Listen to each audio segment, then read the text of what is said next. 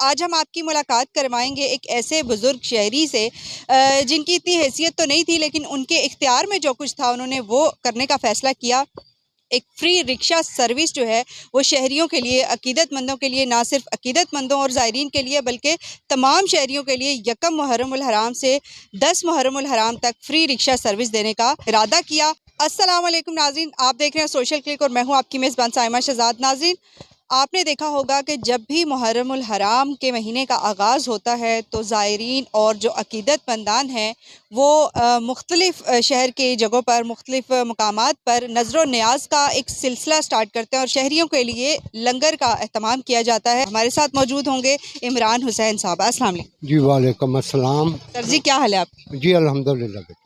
ये बताएं कि ये रिक्शे के ऊपर आपने बैनर भी लगाया हुआ है और ऑडियंस को देख के पता लग गया होगा, ये दिल में आपके पहली दफ़ा कब ख्याल आया? ये जी 2012 में यानी मैंने रिक्शा लिया और काम शुरू किया और 2012 से मैंने ना ये ड्यूटी शुरू की, ये सोच के कि भी हर कोई न्याज दे रहा है, कोई देगे दे रहा है, तो ये वो हस्तियां हैं जिनके सदके अल्लाह पाक हमें अता करता है और इनका सदका अल्लाह पाक के सामने अगर कोई दुआ की जाए तो अल्लाह पाक इनके सदके कबूल फरमाते हैं। यकम मुहर्रम से लेके 10 मुहर्रम तक, फिर चेलम पे 10 सफ़र से लेके 20 सफ़र तक और फिर ईद मिलादुन नबी यकम रबीउल अव्वल से 12 रबीउल अव्वल तक और फिर आगे मौला अली अलैहिस्सलाम के ज़ुहूर पे 13 दिन रजब पे और 3 दिन शहादत पे। माशाल्लाह। ये बताएं कि जब आप घर से रिक्शा डेली निकालते हैं, सबसे पहले कहाँ लेके जाते हैं? कोई ख़ास मुकाम है, जगह है जहाँ से स्टार्ट हाँ करते जी, ये मुझे तो यहाँ से करीब पड़ता है बीबी पाक दामन। तो ये मौला अली अलैहिस्सलाम की बेटी हैं, मौला गाजी अब्बास उनकी ये सकी बहन है। तो यहाँ पे लोग, इतनी दुनिया पूरे पाकिस्तान से आती है और जो कोई दुआएं मांगते हैं, मन्नत मांगते हैं और अल्लाह पाक उन्हें कबूल करता है। और यहाँ से मेरा स्टार्ट होता है, फिर आगे मैंने मुख्तलिफ अंबारगाहों पे जाना होता है। फिर एक टाइम जो सेंटर वाला आता है वो फिर आम पब्लिक जो कि बस स्टॉप पे या हॉस्पिटलों के बाहर है, वो मैंने बेटा ड्यूटी करनी होती है, वो भी फ्री होती है और किराया नहीं किसी से भी लेना। और ये मैं बात बिल्कुल ये अपने ईमान को हाजिर नाज़र जान के बात कर रहा हूँ कि कोई शख्स मुझे किराया कह दे कि जी ये हमने किराया देना और मैं नहीं बिठाता। मैं कहता हूँ अगर आपने किराया देना तो फिर दूसरे का फ़ायदा करें जो कमा रहा है। मैं तो ऑलरेडी फ्री चला रहा हूँ, तो मुझे तो कोई फ़ायदा ना हुआ कि मेरा लिखा हुआ फिर गलत हो जाता है। अगर आपके पास कोई सवारी आ रही है और वो कहे कि मैंने किराया देना ही देना है, या पास से कोई दूसरा रिक्शे वाला गुजर रहा है तो उसको छोड़ के वो सवारी आपकी तरफ आ गई है ये बैनर देख के, तो फिर आप क्या करते नहीं, इसमें ये ऐसा मौका बनने ही नहीं देता मैं। अगर मैं रोड पे जा रहा हूँ, खाली हूँ, यानी मेरे पास सवारी नहीं है, तो मैं दूर से देख लेता हूँ कि जी एक रिक्शा वाला खड़ा है, उसके साथ कोई सवारी पैसे तय कर रही है या जो वो बात कर रही है अभी, तो मैं स्पीड से गुजरता हूँ एक तरफ से कि सवारी देखे बिना? कि देखे भी ना कि अगर वो मेरा रिक्शा, मैं रुक जाता हूँ तो हालात ऐसे हैं ना, एक आदमी देखता है कि जी ये फ्री है, मेरा कोई पैसा नहीं लगना, तो वो उस रिक्शे को छोड़ के अगर मेरी तरफ आता है तो इसका मतलब कि मैंने उसके दिल को दुखा दिया, कि उसके दिल को ये तकलीफ आएगी कि जी मैं तो अपने बच्चों की रोटी कमा रहा था, ये बाबा जी आए हैं फ्री लेके तो चले भी गए हैं।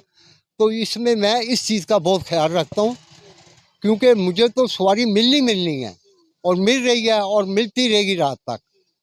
तो ये होता है कि इसमें मैं ये कभी मौका आने ही नहीं दिया मैं। किसी की दिल आज़ारी भी नहीं करते हाँ हैं जी। और अपना काम जो है वो नेकी जो है वो चुपचाप करते रहते हैं। ये बताएं कि आप कितने बजे रिक्शा निकालते हैं, फिर रात को कितने बजे घर आते सुबह जी 7 साढ़े 7 में निकाल लेता हूँ। पहले यहाँ पे जाना होता है, फिर यहाँ से फिर मैं आगे इमाम बारगाह पे जाता हूँ। वहाँ पे मैंने मजलिस सुननी होती है, मजलिस सुनने के बाद फिर मौला की ड्यूटी शुरू हो जाती है। हैं और रात को 12 बजे तक? तकरीबन 11-12 बज जाते हैं मुझे। और इसमें जिसने हाथ दिया उसने जहाँ जाना मैंने उसको छोड़ के आना, चाहे वो जितनी मर्जी दूर या जाए। कितनी भी दूर जाए, क्योंकि ये नहीं मैंने वापस नहीं करना होता, कि इसलिए नहीं वापस करना कि मौला नाराज ना हो जाए कि बंदा तो आया तुम्हारी तरफ, तो जब मैं चलवा भी मैं ही रहा हूँ तुम्हारा रिक्शा, तो तुम क्यों उसे नहीं लेके गए। इमरान साहब ये बताएं, पेट्रोल बहुत महंगा है, महंगाई है, लोग बाइक्स में इतना थोड़ा थोड़ा पेट्रोल डलवा रहे होते हैं और बड़े परेशान होते हैं गरीब आवाम। तो आप किस तरह पेट्रोल मैनेज करते हैं? आपने कहा मैं दूर जितना भी सवारी हो मैं ले जाता हूँ, मैंने कभी नहीं पूछा। तो लोग आपकी हेल्प करते हैं? मदद तो अल्लाह और अल्लाह के रसूल और ये पंचतन पाक हैं इनकी तरफ से जिन मैं चला रहा हूँ। उसमें ये होता है कि मैं तकरीबन 2.5-3 महीने पैसे थोड़े थोड़े जमा करता हूँ अपनी कमाई में से। यानी जब आपने ये सर्विस देनी होती है पहले से आप जमा हाँ, करते मैं हैं? थोड़े थोड़े रखता हूँ।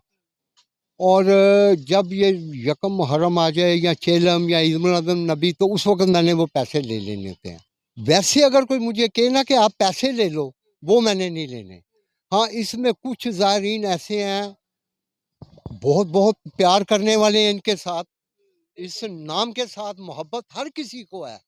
तो कोई तो इनके, मेरा ख़्याल है, मैं तो कुछ भी नहीं, मुझसे भी बड़े-बड़े आशिक हैं इस दुनिया में, जो इस नाम के आशिक हैं।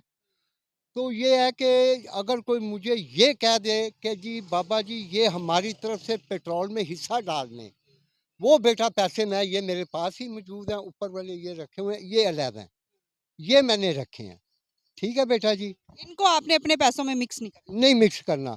जब मैंने टैंकी फुल करवानी है, तो वो पैसे मेरे यहाँ पे पड़े हैं मेरे पास, ये। अच्छा, जो कम पड़ेंगे वो फिर मैंने यहाँ से पूरे कर लेने हैं। लेकिन जो न्याज़ मिलती है मौला हुसैन अलैहिस्सलाम के नाम की, वो वापस तो करनी नहीं चाहिए। ये तो खुशकिस्मती है कि मौला के नाम पे मुझे कोई न्याज़ मिल रही है, लंगर मिल रहा है।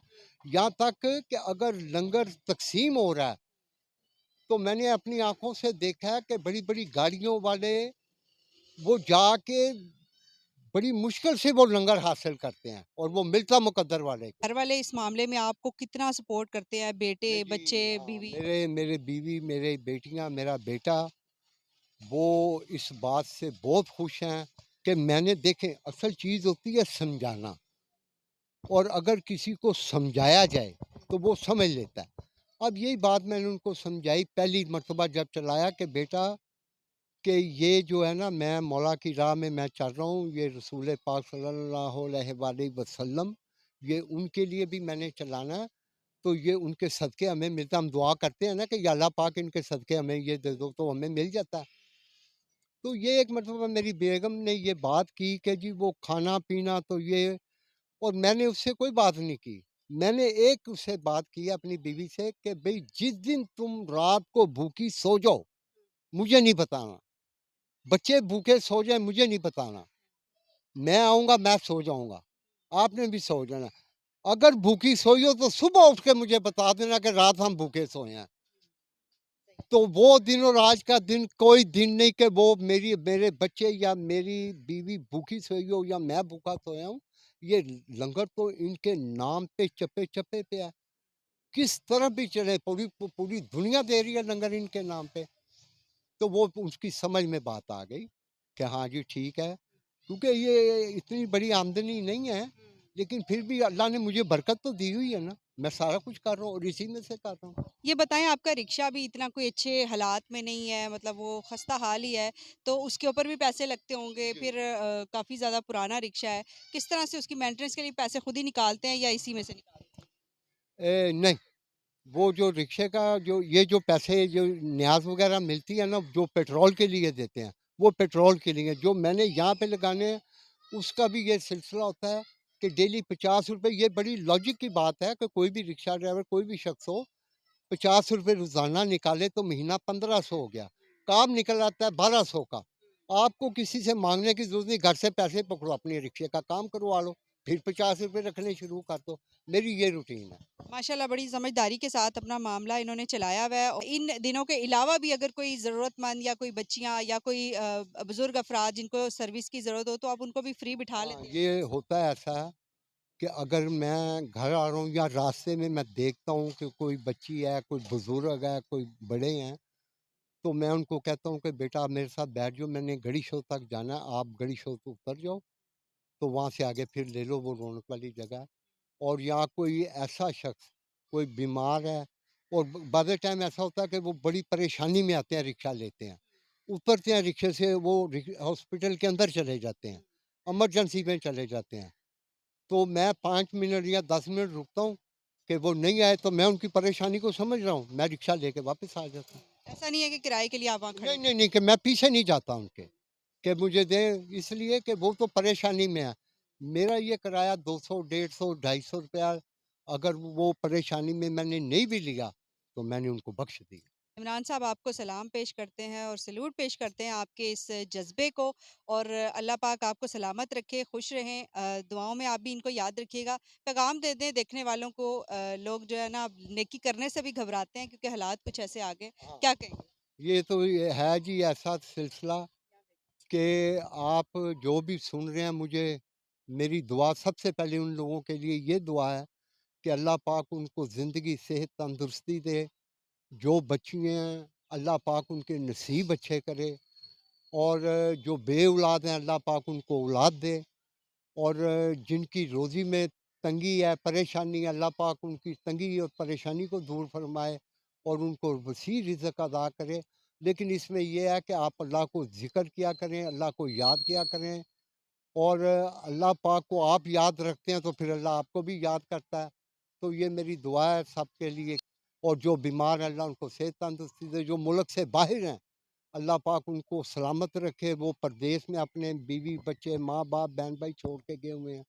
अल्लाह पाक उनकी हिफाज़त फ़रमाए, उनकी नौकरियों की, उनकी कि वो खैरियत से खुशी-खुशी वापस अपने घर आएँ, अपने बीवी बच्चों में आएँ और फिर जाएँ। ये मेरी दुआ है और अल्लाह ताला जो हमसे जो कोई गलतियाँ ख़ताएँ हुई हैं, अल्लाह पाक हमें उसकी बख्शिश दे और उसके सिवा कोई हमें बख्शने वाला नहीं।